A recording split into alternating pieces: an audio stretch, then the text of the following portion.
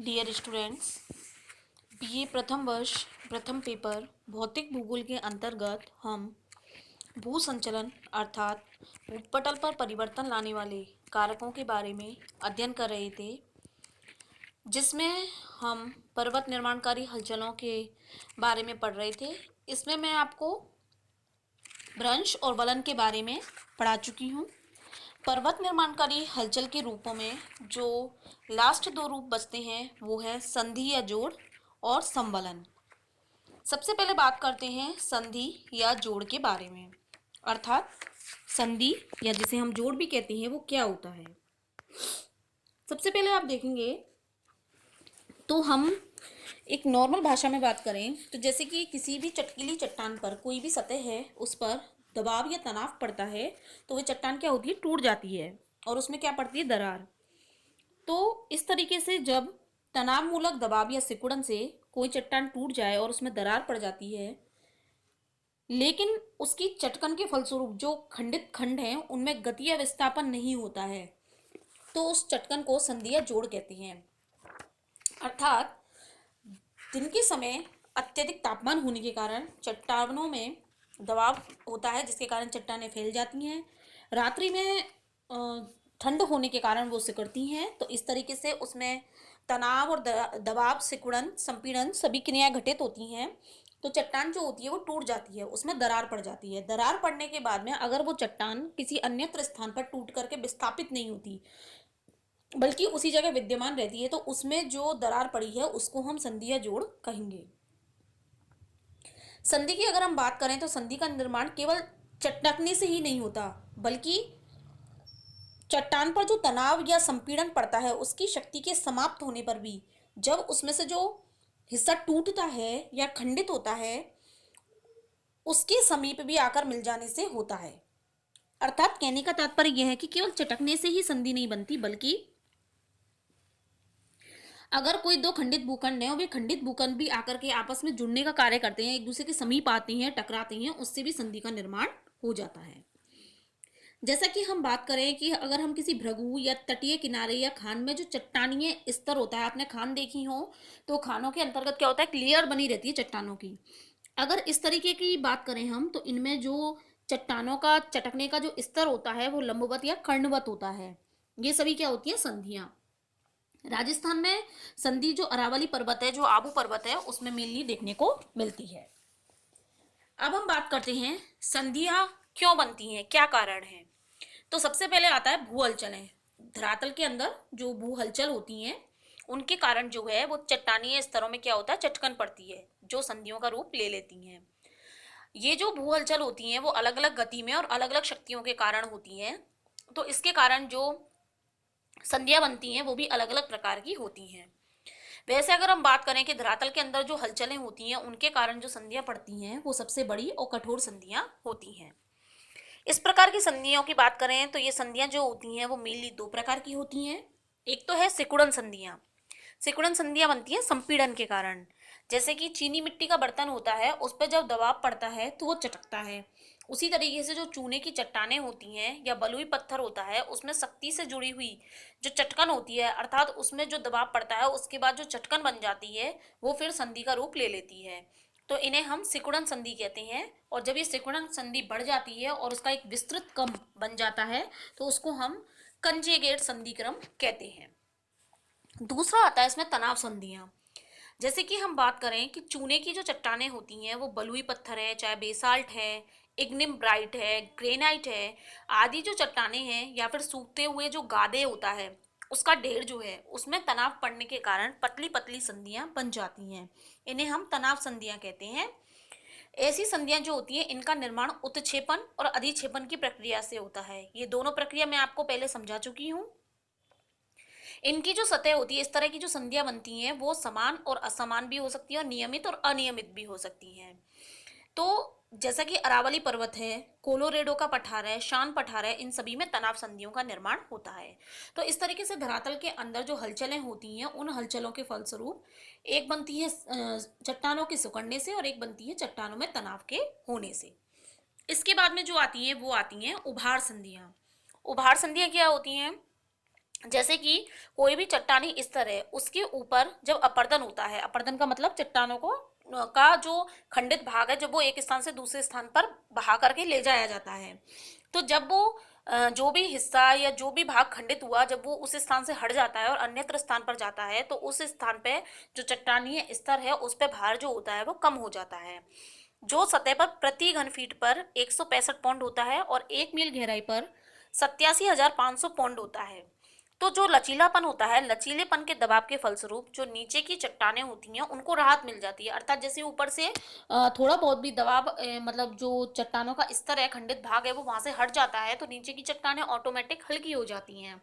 तो इस लचीलेपन के या दबाव के कारण ही जो ये चट्टानें राहत प्राप्त करती हैं, उनमें संधियों का निर्माण हो जाता है, जिन्हें हम कहते हैं उभार संधियां। अर्थात जैसे ही उन पे से जोर खत्म होता है, तो उनमें धीरे धीरे चटकन पड़ना स्टार्ट हो जाती हैं, वो होती हैं उभार संधियां। जैसे कि संधियां जो होती हैं वो जब समानांतर या घाटियों की दीवारों के समानांतर मिलती हैं, जो अपर्दित स्तर होते हैं, जब उनके समानांतर रूप में भी मिलती हैं, तो भी वे उभार संधियों के अंतर्गत आती हैं। इसके बाद आती है लावा संधियां। जैसा आप जानते हैं कि अधिकांश द्रव पदार्थ, अगर कोई द्रव पदार्थ जैसे ही ठंडा होता है, मान लो कोई भी लिक्विड चीज है, जब वो ठंडी होगी तो ठंडी होने पे वो सिकुड़ेगी, क्योंकि वो जमेगी। जैसे कि पानी होता है, पानी भी जब बर्फ बनेगा तो सिकुड़ेगा, जमेगा। तो इसी तरीके से जब गर्म लावा पृथ्वी के अंदर से निकलता है, जो ज्वालामुखी लावा निकलता है, और जब वो ठंडा हो जाता है और ठंडा होने के बाद में सिकुड़ता है, तो उसमें सिकुड़ने से संधियां बन जाती हैं। तो लावा के द्वारा जो संधि बनती है उन्हें हम लावा संधियां कहते हैं। इसके बाद नेक्स्ट आती है सघनता मूलक संधियां। जो परतदार चट्टानें होती हैं, उन परतदार चट्टानों के निर्माण के बाद पर निर्माण हो जाता है, उनका निर्माण हो जाने के बाद में वो सतह पर आकर सूख जाती हैं। और कैसी हो जाती हैं सूखने के बाद? सघन। तो इस प्रक्रिया में उनमें से जो पानी की मात्रा होती है वो वाष्पीकरण के द्वारा अलग हो जाती है। तो जब पानी उनमें से भाप बन करके उड़ जाता है, तो ऐसी स्थिति में उन चट्टानों में संधियां पड़ जाती हैं। जैसे कि हम एक उदाहरण के द्वारा समझें कि कोई भी लकड़ी का लट्ठा है, उसको पानी में हम रहने देंगे कई दिन तक, और जब पानी में वो डूबा रहेगा बहुत दिन तक, उसके बाद में हम उसे धूप में रखेंगे, तो उसमें क्या होता है, फिर धीरे धीरे क्या हो जाती है, चटकन सी बनने लग जाती हैं, संधियां निर्मित होने लग जाती हैं। तो इस प्रकार की जो संधियां होती हैं वो बलुई पत्थर पर वर्षा होने के बाद में अर्धशुष्क और शुष्क मरुस्थलों में अत्यधिक वाष्पीकरण के बाद बनती हैं, क्योंकि जो शुष्क और अर्धशुष्क क्षेत्र है उन्हीं में वाष्पीकरण ज़्यादा होता है। इसके अलावा जो बाढ़ के मैदान हैं या पानी भरे जो गड्ढे हैं, उनमें पानी के बह जाने के बाद में या सिल्ट के सूख जाने के बाद में जो सघनता मूलक संधियां हैं उनका निर्माण होता है। इन सभी प्रमुख संधियों के अलावा कुछ अन्य भी संधियां हैं जिनके बारे में हम बात करेंगे। जैसे कि संधियों का निर्माण मैंने बताया आपको कि भू हलचलों के कारण होता है। तो भू हलचलों के साथ होने के अलावा ये अन्य भी कई कारण हैं जिनसे कि संधियों का निर्माण होता है। जैसे कि कोई चट्टानीय स्तर है, उस पर जो संधियां इस स्तर के समानांतर होती हैं उसको हम विदलन संधि कहते हैं। इसी तरीके से जो स्तरों के झुकाव हैं या फिर जो अत्यधिक ढाल वाली दिशा है उसके समानांतर कोई भी संधि बनती है तो उसे हम नमन संधि कहते हैं। और इसके बाद में जो स्तरों के झुकाव के लंबवत बनती हैं उन्हें हम अनुदैर्ध्य संधि कहते हैं। अर्थात कोई भी चट्टानी स्तर है, जब उस चट्टानी स्तर के समानांतर ही कोई चटकन बन रही है तो वो तो आती है विदलन संधि। फिर उस समानांतर जो चट्टान बनी, समानांतर जो संधि बनी, उसके बाद में एक संधि ऐसे बनती है जो कि चट्टानीय स्तर के झुकाव या फिर अत्यधिक ढाल वाली दिशा के समानांतर बनती है, तो वो होती है नमन संधि। और जब चट्टानीय स्तर के झुकाव के लंबवत बनती है वो बनती है अनुदैर्ध्य संधि। इसके अलावा जो नमन और अनुदैर्ध्य संधियां होती हैं वो सभी लगभग सभी चट्टानों में मिलती हैं, इसलिए इन्हें प्रधान संधियों के अंतर्गत हम रखते हैं। यानी नॉर्मली जो अनुदैर्ध्य और नमन संधि है वो आपको सभी चट्टानीय स्तर में देखने को मिलेगी। तो इस तरीके से ये जो संधियां हैं ये विभिन्न प्रकार की होती हैं जो विभिन्न तरीके से बनती हैं। अब हम बात करते हैं संधियों के भौगोलिक महत्व के बारे में, अर्थात संधियों का क्या महत्व है। सबसे पहले तो हमें भौगोलिक अध्ययन के लिए विषय सामग्री की प्राप्ति होती है संधियों के माध्यम से। दूसरा, पृथ्वी की जो बाह्य परिवर्तनकारी शक्तियां हैं जैसे कि जल के द्वारा, हिमानी यानी अर्थात बर्फ के द्वारा, वायु के द्वारा जो भी हमारे बाह्य धरातल पर परिवर्तन हो रहे हैं, तो इनके जो कार्य होते हैं उनको ये सुगम और सरल बनाती हैं। अर्थात संधियों के माध्यम से जो चट्टानें होती हैं वो टूटती हैं, खंडित होती हैं, तो जल और वायु को जो अपना कार्य करना होता है वो वह आसानी से कर लेते हैं। इसके बाद जैसे संधियां हैं, संधियों को आधार मान करके जो ये अपर्दनकारी शक्तियां होती हैं अर्थात जलवायु होते हैं, वो बड़ी बड़ी घाटियों, दरारों और भूआकारों का निर्माण करते हैं। लहरें संधियों के बल पर ही तट पर गुफाओं का, खाड़ियों, समुद्र अभिमुख कगारों को जन्म देती हैं। विखंडन की जितनी भी प्रक्रिया होती है अर्थात चट्टानों के टूटने फूटने की जो क्रिया है वो संधियों के सारे होती है। जैसा आप जानते हो किसी भी वस्तु में जब चटकन आएगी तो वो टूटेगी, तो ये सभी क्रियाएं उसी के माध्यम से होती हैं। इसके अलावा जो पेड़ों की जड़ें होती हैं, जीव जंतु जो घर बनाते हैं, इसके अलावा पारा गिर करके जो अपक्षय का स्थान बनता है, सभी के लिए जो संधियां होती हैं वो उपयुक्त स्थान प्रदान करती हैं, क्योंकि पारा जो होता है वो इन संधियों में, इन जोड़ों में ही बढ़ता है और धीरे धीरे चट्टान को तोड़ने का काम करता है। संधियों के निर्माण को ही आधार मानकर जल का प्रवाह बनाया जाता है। पर्वतारोहण के लिए जाने वाले जितने भी पर्वतारोही होते हैं उनके लिए संधियों का महत्व बहुत ज़्यादा है, क्योंकि इन संधियों के सहारे ही वो बिना किसी कृत्रिम सहारे की ऊंचाई पर पहुंचते हैं। इसके अलावा जो संधियां होती हैं वो हमारे भौगोलिक ज्ञान में काफ़ी हद तक वृद्धि करती हैं। तो इस तरीके से चाहे अपक्षय की क्रिया, अपर्दन की क्रिया है, सभी में जो संधि है वो एक अपना महत्वपूर्ण भूमिका निभाती है। अधिकतर जो अपर्दन की क्रिया है वो संधियों के माध्यम से ही होती है। तो इस तरीके से जो पर्वत निर्माणकारी हलचल है उनमें संधियों का भी विशेष महत्व है, जो कि पर्वतों के निर्माण में अपना सहयोग प्रदान करती है।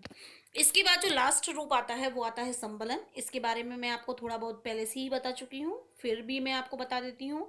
जैसे मैंने आपको बताया कि संपीड़न बल के कारण जैसे चट्टानें जब एक दूसरे के आमने सामने गति करती हैं तो एक दूसरे को प्रेशराइज करती हैं, जिससे कि उनमें संपीड़न होता है। तो संपीड़न होने के कारण उन चट्टानों में लहरदार मोड़ पड़ते हैं, जिन्हें हम क्या कहते हैं, वलन। वलन का जो हिस्सा ऊपर उठा हुआ होता है उसको हम अभिनति कहते हैं, और जो हिस्सा नीचे धंसा हुआ होता है उसको हम अभिनति कहते हैं। जो ऊपर उठा हुआ होता है उसे अपनति कहते हैं। ये मैंने आपको पहले भी बताया है, जैसा कि मैं आपको इस चित्र के माध्यम से भी बता देती हूँ। जैसे कि आपने देखा, दो चट्टानें दो विपरीत दिशाओं से आई, जैसे ही चट्टानें टकराई तो दोनों में इस तरह से मोड़ पड़ गए। तो इसमें जो ऊपर उठा हुआ हिस्सा है ये आपका अपनति है, और नीचे धसा हुआ हिस्सा जो है वो अभिनति है। जब इन अपनति और अभिमतियों में फिर से वलन पड़ते हैं अर्थात इस तरीके से बन जाती हैं ये और ज्यादा, तो इसे ऊपर उठे हुए भाग को समअपनति कहते हैं, और नीचे जो बनता है भाग उसे हम समअभिनति कहते हैं। अब क्या होता है कि जो संपीड़न बल होता है, संपीड़न बल के कारण जब भूतल का विस्तृत भाग ऊपर उठ जाता है, अर्थात जब चट्टानें एक दूसरे से कार्य करती है तो वलन छोटे छोटे बनते हैं, लेकिन जब एक बहुत बड़ा भाग इस तरीके से ऊपर उठ जाता है तो उसको हम क्या कहते हैं, संवलन। तो संवलन का प्रभाव जो होता है वो बड़े क्षेत्रों में होता है। वलन जो बनते हैं वो छोटे क्षेत्रों में बनते हैं, और संवलन काफी बड़े एरिया में होता है। तो संवलन के अंतर्गत ये जो ऊपर उठा हुआ भाग है इसको हम उत्संवलन कहते हैं, और नीचे धसा हुआ भाग जो होता है उसे अवसंवलन कहते हैं। तो इस तरीके से ये एक वलन का ही रूप है। तो भू संचलन के अंतर्गत हमने अंतर्जात बलों के बारे में अध्ययन किया। सबसे पहले अंतर्जात बलों में हमने महादेश जनक बल और पर्वत निर्माणकारी बल के बारे में बात की। महादेश जनक बल दो तरह से होता है, अधोमुखी और उपरमुखी। और पर्वत निर्माणकारी में चार रूप होते हैं, वलन, भ्रंश, संधि और संवलन।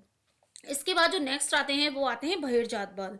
बहिर्जात बल मैं आपको अभी इसमें शॉर्ट रूप में समझा देती हूँ, क्योंकि आगे बहिर्जात बल के बारे में हम आगे डिटेल से पढ़ेंगे तो उसमें पूरा आपका आता है। बहिर्जात बल वो होते हैं जो धरातल के ऊपर रह करके कार्य करते हैं, अर्थात जो धरातल को जो है समतल करने का एक तरीके से कार्य करते हैं। धरातल के जो विभिन्न आकार है उन्हें रूप प्रदान करते हैं। ये जो आते हैं इसके अंतर्गत मेनली जल, वायु, हिमानी इनके द्वारा किए जाने वाले कार्य आते हैं।